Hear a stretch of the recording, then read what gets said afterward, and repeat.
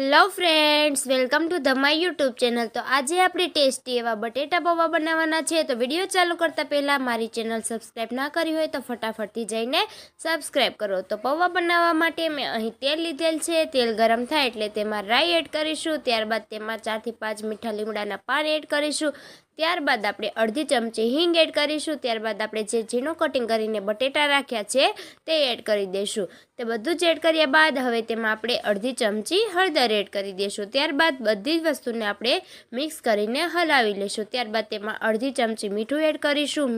તો નમક એડ કર્યા બાદ હવે આપણે તેમાં આદુ મરચીની પેસ્ટ એડ કરવાની છે। તે માટે મેં અહીં 1 મોટી ચમચી મરચીની પેસ્ટ લીધેલ છે। ત્યારબાદ અહીં ધાણા જીરું પાવડર એડ કરીશું અને અડધી ચમચી આદુની પેસ્ટ એડ કરીશું। ત્યારબાદ આપણા જે ચોખાના પૌવા રાખ્યા છે તે એડ કરીને હલાવી લઈશું। તો હવે આપણા પૌવા સારી રીતે બનીને રેડી છે। તો ફટાફટથી જઈને મારી ચેનલને